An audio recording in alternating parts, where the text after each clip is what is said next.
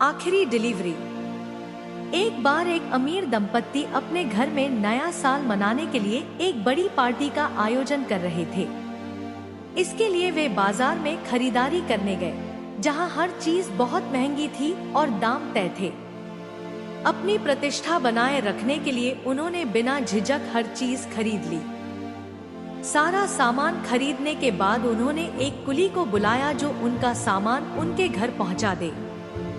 जो कुली आया वह काफी बूढ़ा था, स्वस्थ नहीं दिख रहा था, उसके कपड़े फटे हुए थे और ऐसा लग रहा था कि वह अपनी दैनिक जरूरतें भी पूरी नहीं कर पाता। दंपत्ति ने उस कुली से पूछा कि सामान पहुंचाने के कितने पैसे लगेंगे। बूढ़े कुली ने सिर्फ 20 रुपए मांगे, जो वहां के बाजार रेट से कहीं कम था। फिर भी उस अमीर दंपत्ति ने उस गरीब से मोलभाव किया और अंत में 15 रुपए में तय कर लिया। वह कुली इतनी गरीबी में था कि उसे एक वक्त की रोटी भी मुश्किल से नसीब होती थी, इसलिए वह जो भी मिल रहा था लेने को मजबूर था।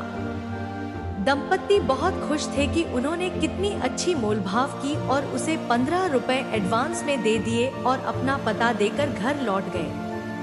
1 घंटा बीता, 2 घंटे बीते, लेकिन कुली अब तक उनका सामान लेकर नहीं पहुंचा था। पत्नी गुस्से में अपने पति से कहने लगी, मैं तो हमेशा कहती हूँ ऐसे लोगों पर भरोसा मत किया करो, लेकिन तुम कभी मेरी नहीं सुनते।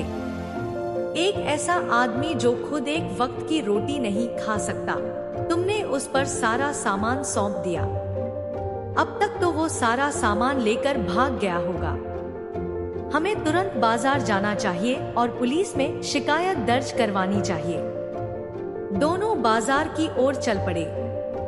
रास्ते में उन्हें एक और कुली मिला और उन्होंने देखा कि वह उनका ही सामान ले जा रहा था। गुस्से में पत्नी चिल्लाई, कहाँ है वो बूढ़ा चोर? यह सारा सामान हमारा है और वही इसे लेकर आना था।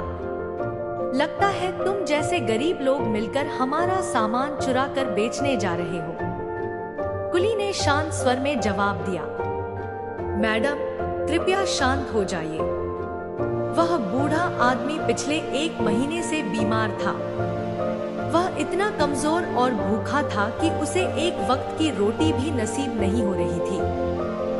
वह आपका सामान लेकर घर की ओर चला था, लेकिन दोपहर की गर्मी में और बिना खाए वह आगे नहीं बढ़ सका।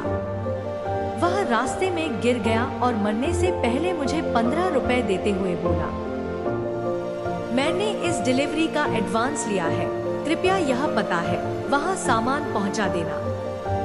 मैडम, वह आदमी भूखा था, गरीब था, लेकिन ईमानदार था। मैं तो बस उसकी आखिरी डिलीवरी पूरी करने जा रहा हूँ। यह सुनकर पति की आंखों में आंसू आ गए। पत्नी इतनी शर्मिंदा हुई कि उसे अपने पति की आंखों में आंखें मिलाने की भी हिम्मत नहीं हुई। कहानी का नैतिक: ईमानदारी का कोई वर्ग नहीं होता।